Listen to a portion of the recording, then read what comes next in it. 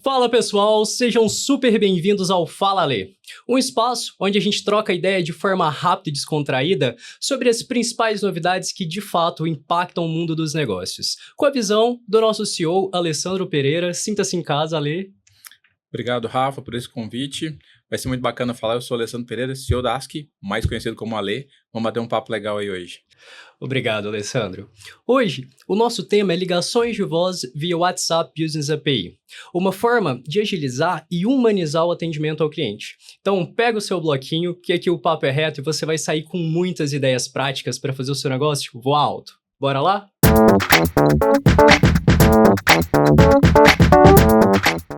Ale, esclarece pra gente o que são as ligações de voz no WhatsApp, já que hoje a gente já tem essa funcionalidade ali dentro do aplicativo, como que funciona dentro do WhatsApp Business API? Tá. A maioria das pessoas fica confuso, né? Porque é um recurso que já existe no mercado, todo mundo já está falando no WhatsApp via voz aí com os seus familiares, seus amigos, e vem isso que é a chamada de voz que a gente conhece, só que agora com uma pequena diferença onde você fala com a sua empresa. Sua empresa para negociar, para cobrar deles, para perguntar alguma dúvida, para poder fazer o que você quiser. O que muda? Para o usuário final não muda nada, né? Você vai pegar o seu telefone e vai conseguir ligar.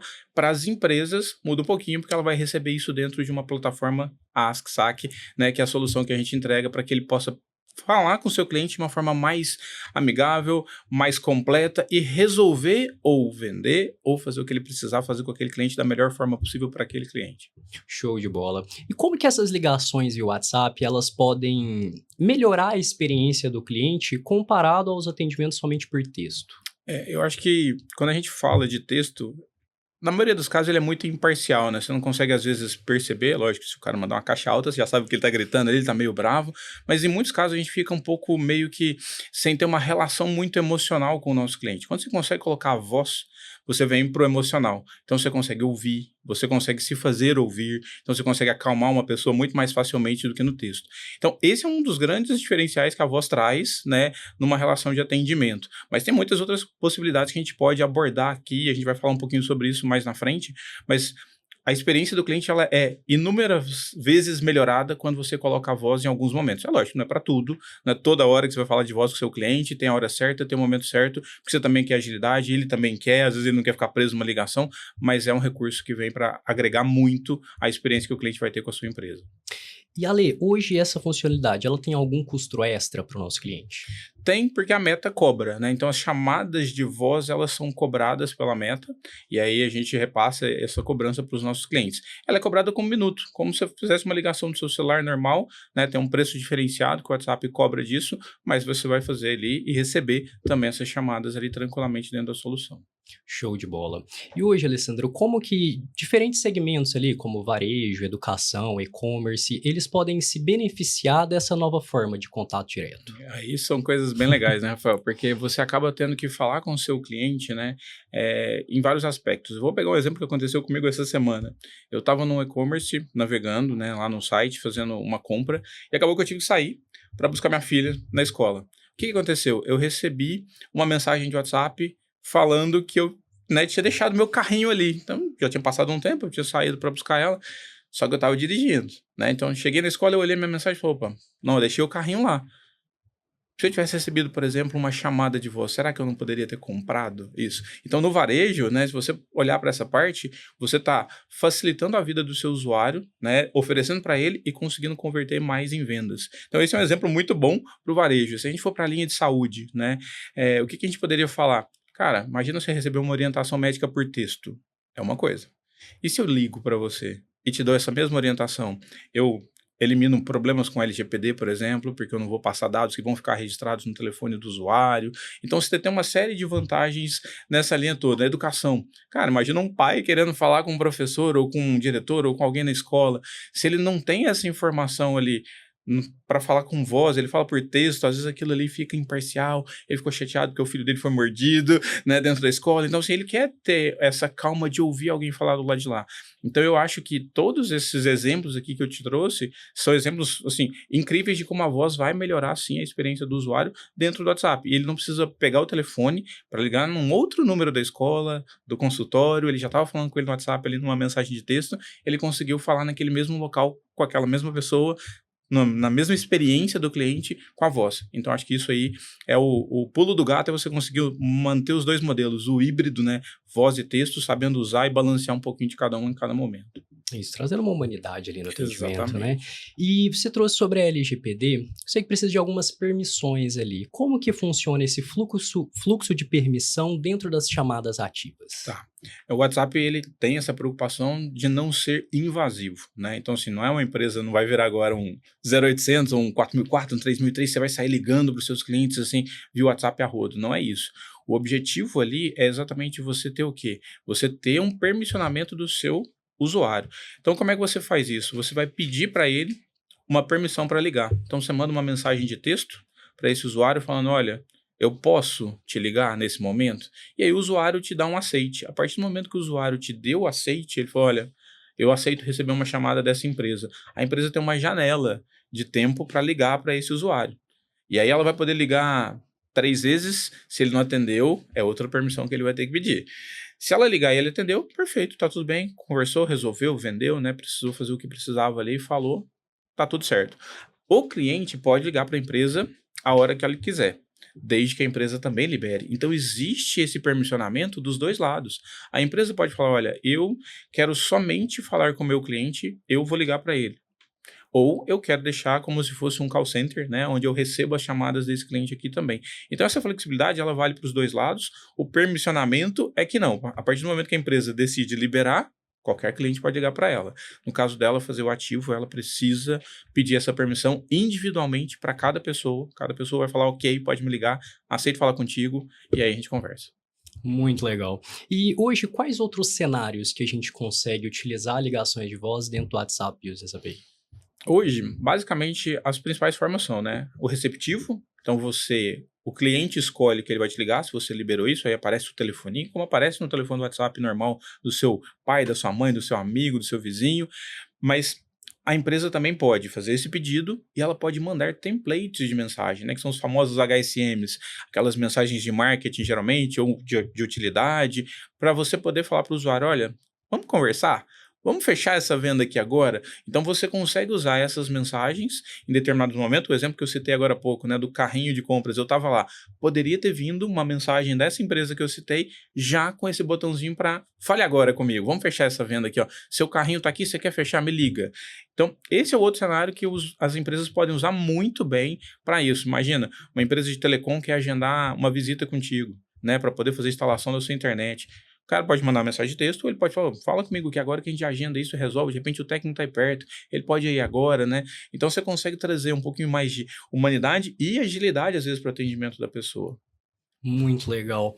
E todos os departamentos da empresa podem fazer e receber chamadas ali dentro?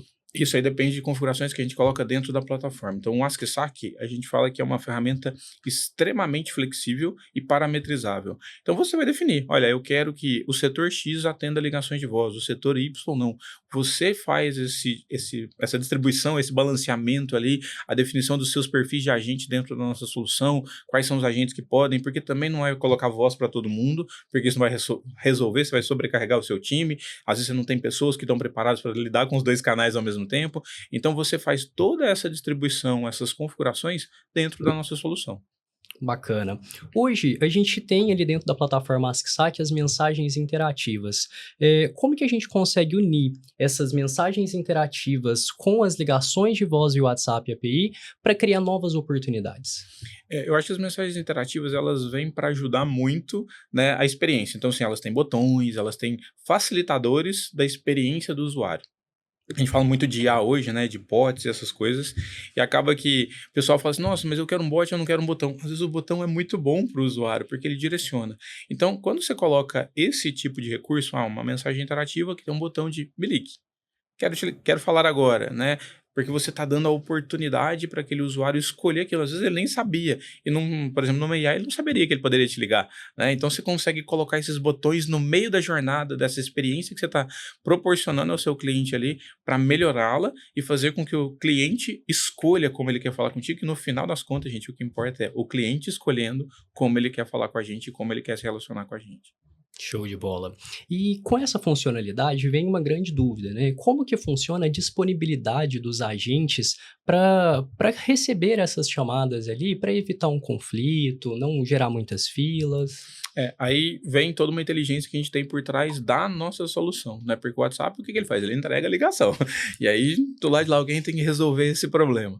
Basicamente, a gente tem por trás ali toda uma inteligência para identificar se um agente já está em ligação com outra pessoa. Você pode colocar um atendente para pausar em determinado canal. Então, esse atendente não vai atender mais o WhatsApp, então ele não vai receber chamada. Então, o nosso sistema vai fazer todo esse controle para que o usuário, né, o atendente que está ali, as pessoas que estão para receber essas mensagens dos clientes, ele não fique ali parado, né, ou sobrecarregado, recebendo 2, 3 chamadas ali, ele só vai conseguir atender uma, porque ele é só uma pessoa, né, apesar de ter 2 ouvidos, é só uma boca que ele tem para falar, então ele não vai conseguir falar com 2 pessoas simultaneamente, mas tem também uma parte de sistema que pode atender isso automaticamente, então eu posso ter uma URA, né, conhecida muito antigamente nas URAs de voz que a gente está acostumado a ligar. Então você pode ter uma IA para poder atender essa chamada também e resolver uma parte do problema, fazer uma triagem para depois entregar essa chamada para um atendente quando for efetivamente necessário. Então tem vários recursos que a solução, a AskSac, oferece para o cliente para fazer todo esse controle e não sobrecarregar ninguém.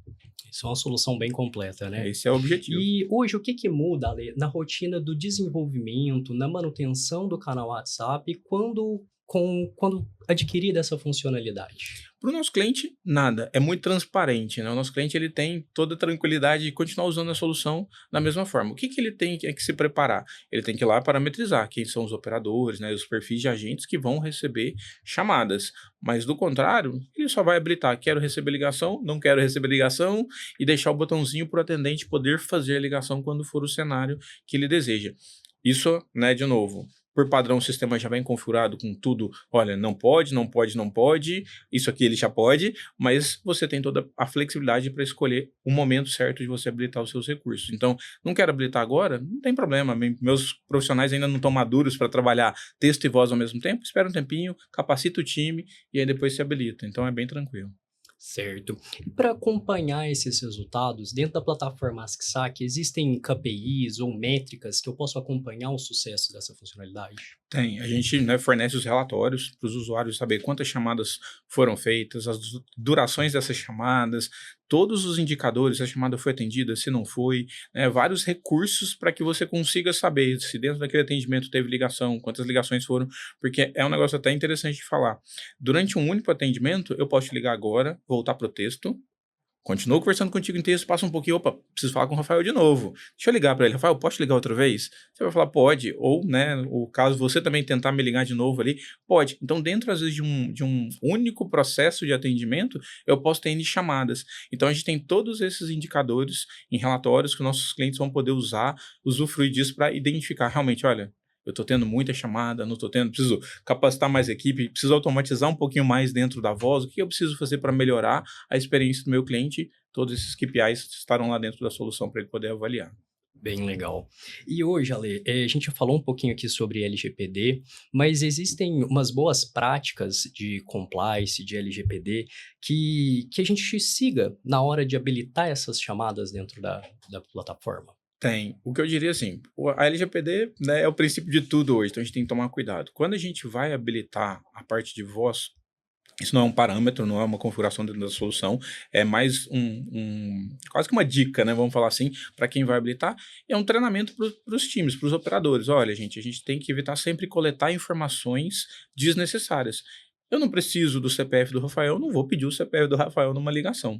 Outra boa prática para isso, né, se a gente vai habilitar a gravação dessa chamada ali dentro da plataforma, eu preciso ter o consentimento do usuário que eu vou gravar. Então, né, quando eu estiver falando contigo, olha, Rafael, essa ligação está sendo gravada.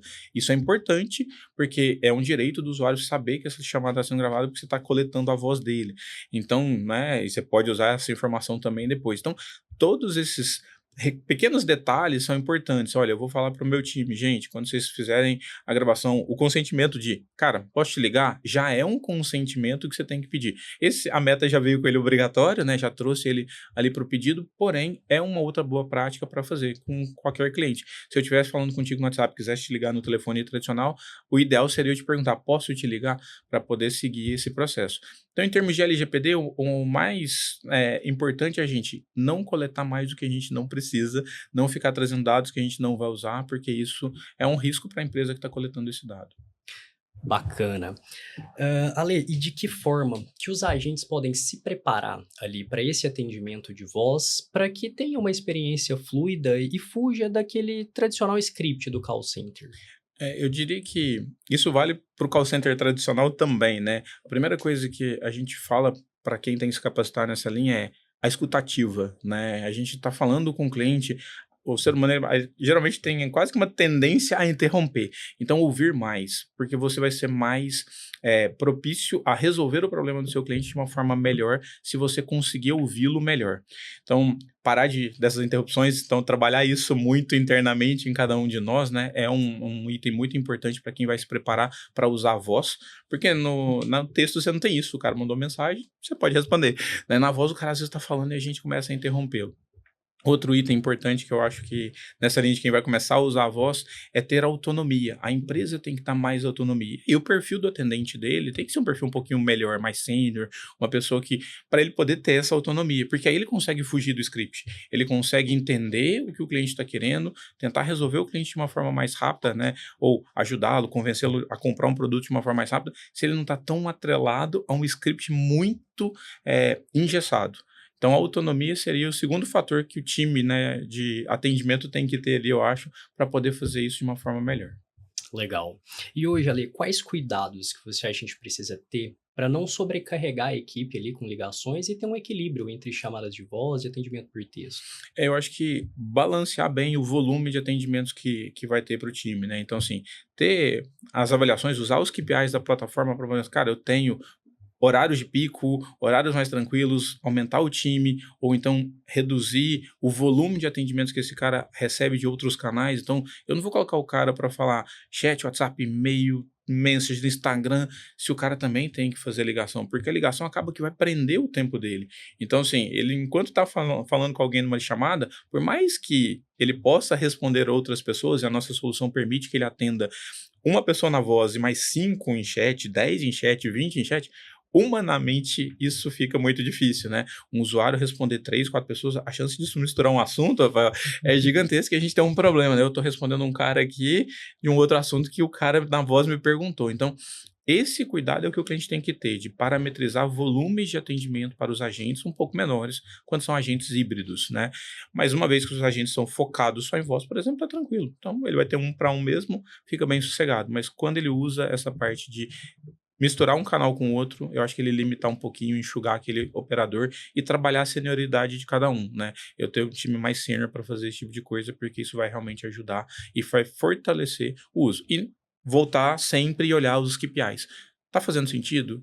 Tem muita coisa que eu posso mudar? Então, mudo, melhoro, aumento, diminuo. Opa, cheguei no meu limite aqui, tô vendo que esse cara não tá bom, vamos diminuir. Tudo isso avaliando os relatórios que a gente fornece, isso vai ajudar bastante o cliente a usar. Legal, excelente explicação, Ale. E agora uma opinião sua, como que você enxerga ali o futuro do atendimento ao cliente, levando em conta essa convergência entre ligações e texto dentro do WhatsApp?